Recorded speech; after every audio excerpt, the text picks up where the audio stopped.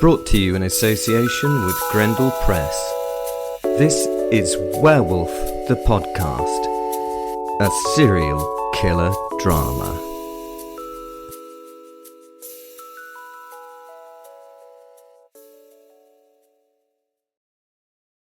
Hello, this is Will the Werewolf, and this is Werewolf the Podcast.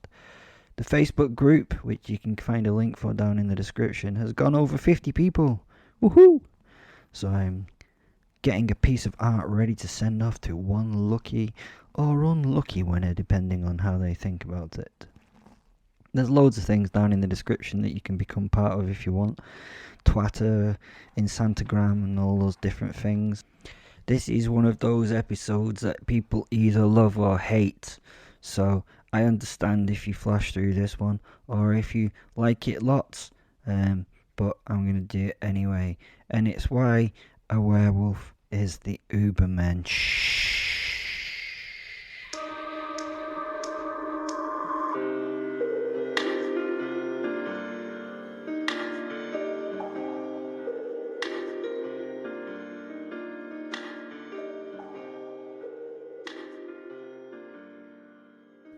Friedrich Wilhelm Nietzsche was a great thinker. He was a little broken mentally in the latter part of his life, but he was a great thinker. Maybe the first ever incel edgelord. But he's a great thinker. Ignore all that nihilistic shit and the stuff that he was a Nazi and things. Difficult to ignore, but I'll try and make you believe that he wasn't a Nazi, because he really wasn't. He died in 1900, so he died well before the Nazis started anything, so that's kind of un-Nazi-ish. They twisted his words, much as many twist the words of the good books to suit their needs. Christian religion, Islamic religion. Shut up, Fen. He was actually a child in Bismarck's Reich, and because of that there were three things Nietzsche hated: the big states, nationalism, and, believe it or not, anti-Semitism. Deutschland, Deutschland über alles. That is the end of German philosophy, he wrote, and I will have all anti-Semites shot. Something he mentioned as well in one of his writings. His sister, on the other hand, was a complete contrast in her thoughts. She married a famous anti-Semite, a wedding our Fred refused to attend, because he thought the guy's politics was wrong. After the couple were married, they went to South America to found a proper Aryan colony with... Anyway, Nietzsche's health failed when the colony failed, so she returned and looked after the now infantile man. She created the archive of Freddie's work and fucked up and bent his words towards her viewpoints. She twisted his ideas. Oh, don't get me wrong. Freddie, as I like to call him, talked about the superiority of some over others, but it was not related to race or sex or gender or any of that stuff. It was just the fact that some people are better at things than others. They are. Usain Bolt is a faster runner than you. Andy Murray would more than likely kick your ass at tennis. Mike Tyson would. You get it, the idea. Some humans are just better at things than other humans. You might be a better cook than Mike Tyson, so you're essentially better than Mike Tyson within a precisely defined set of parameters. Sorry, I think he meant that a person could become a better person in themselves. That's what I like to think anyway. He talked about the Übermensch, the ability of a person to rise above what they are and become the superior being they should be. He thunked that a person with a greater soul needs to explore that higher self and accept that he is better than all others and live outside the norm. A bit like a werewolf. I wish he could have met me. I embody his thoughts on this. I have complete control over my animal side. Well, almost. Fen may disagree. Fen can be in or outside me. We can work together or separately in this world. I am the Übermensch. No, I am. Let me explain it to you in a simple yet totally patronising manner. I don't like speaking down to you, but there we go. Morals and ethics hold back humans from achieving what they truly want. Things happen by will or by nature, and they are things that just happen. How we judge them makes them either good, evil, or just neutral. We can assign things that happen as either good or evil by our choice. Again, slightly interesting factoid here, maybe. If we look at what was good and evil in Greek times, it was a different way of looking at good and evil. Good then meant benefit. Evil meant not of benefit. A very different way of looking at the concept of good and evil. However, Greeks believed in a meritocracy and not in any of this equality and equanimity we're supposed to believe in today.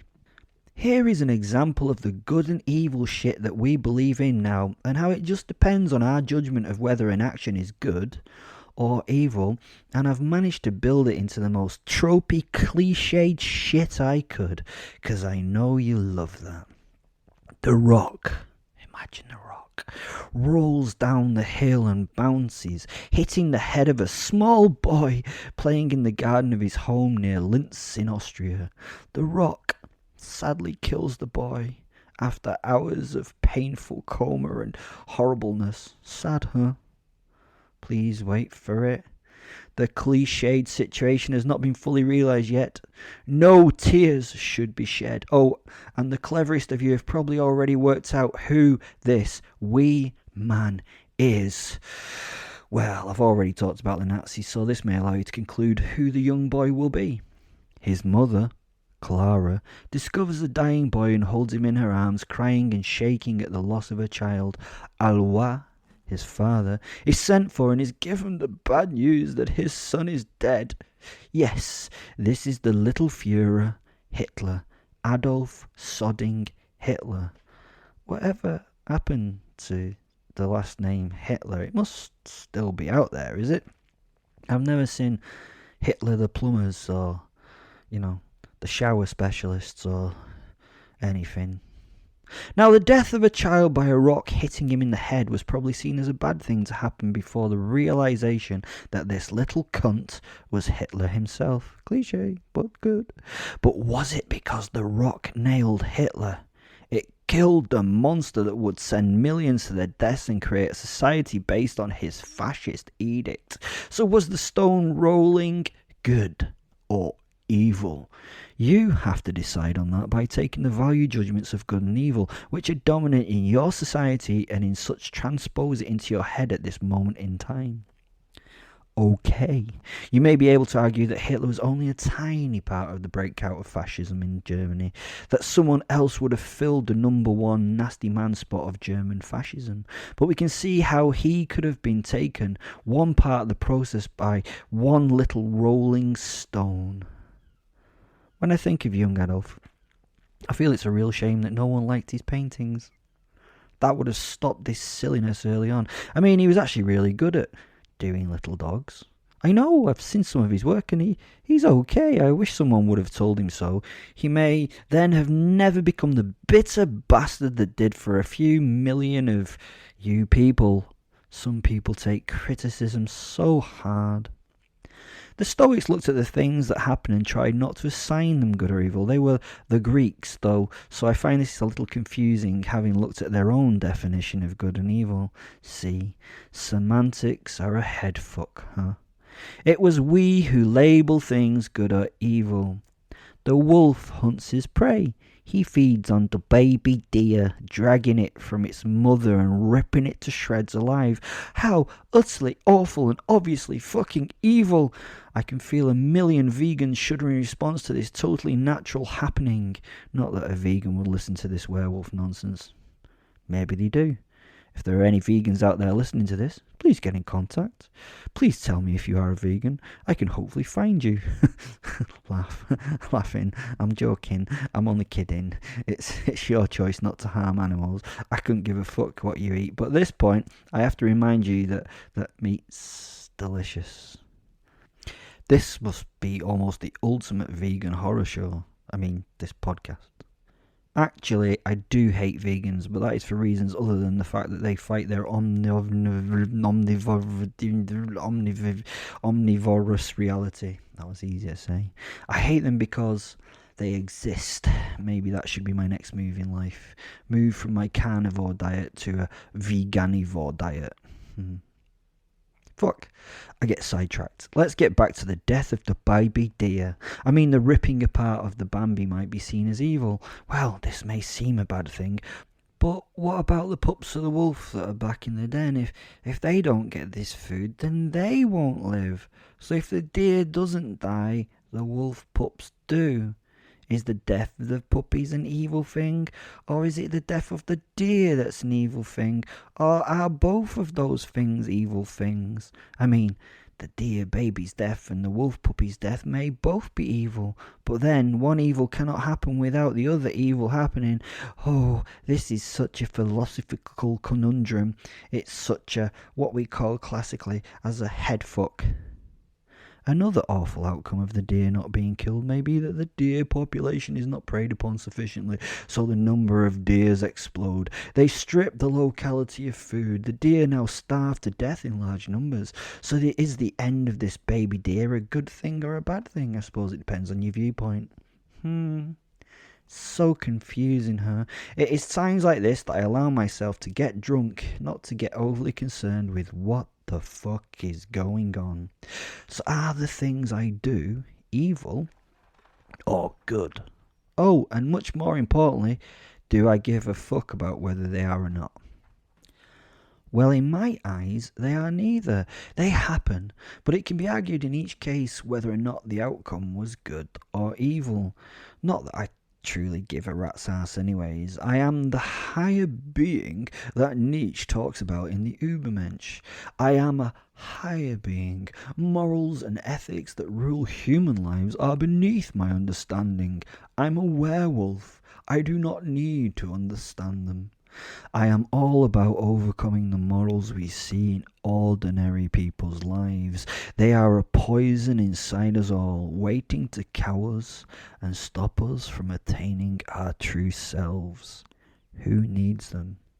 A nice little quote. What if a regressive trait lurked in the good man?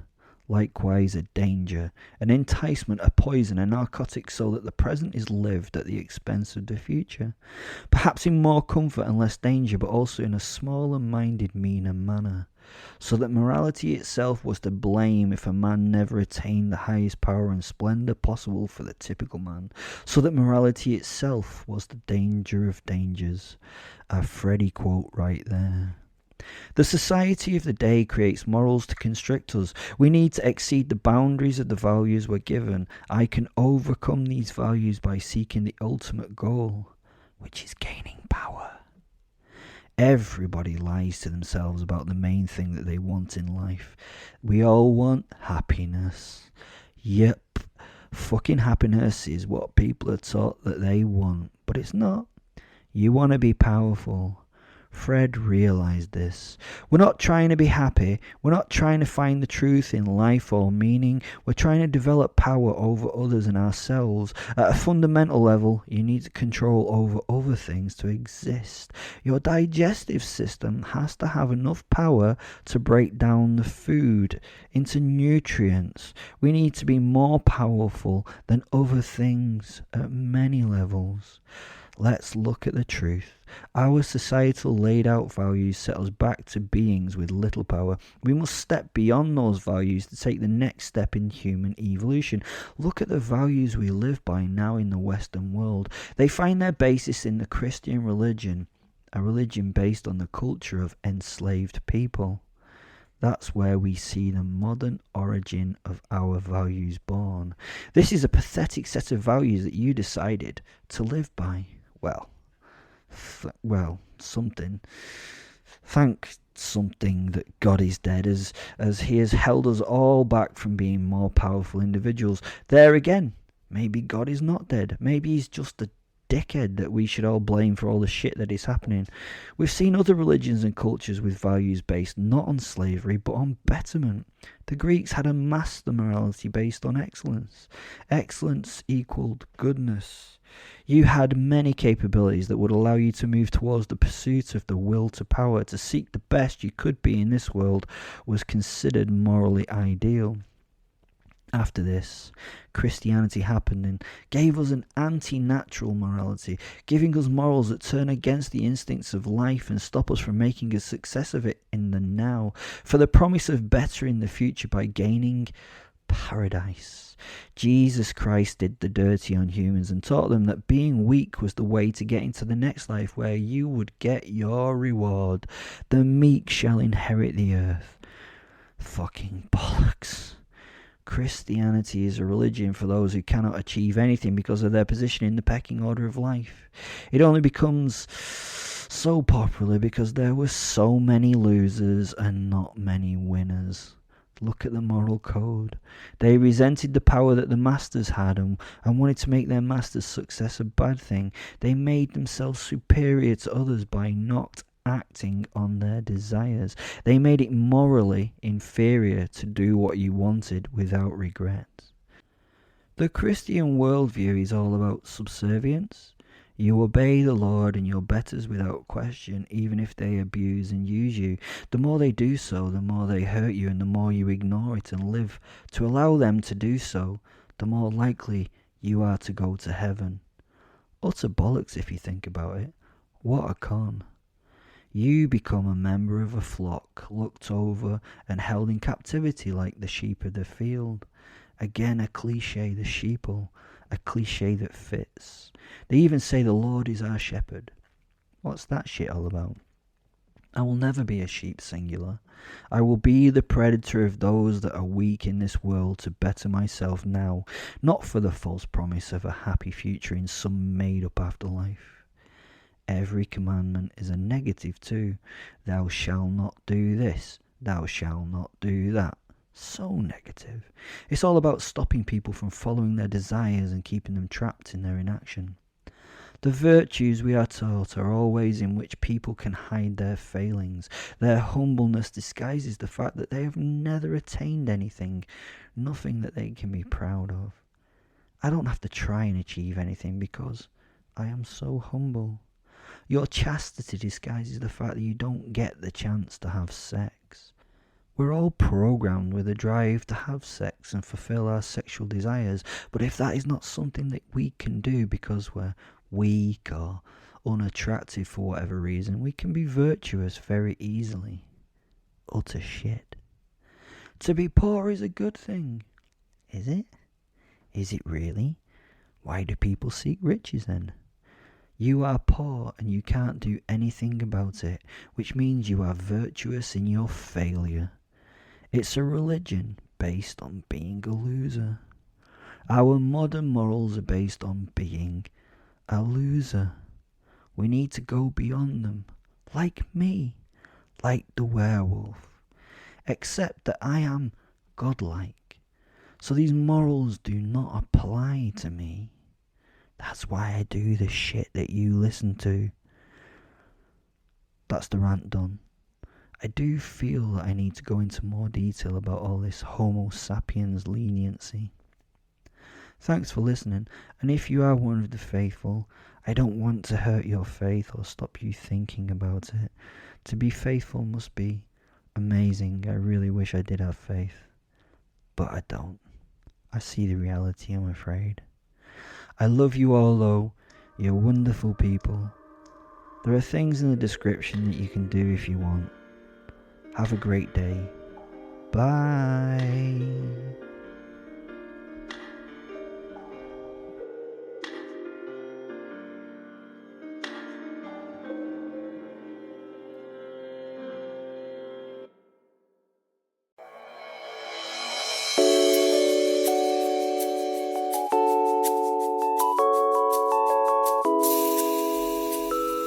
Brought to you in association with Grendel Press.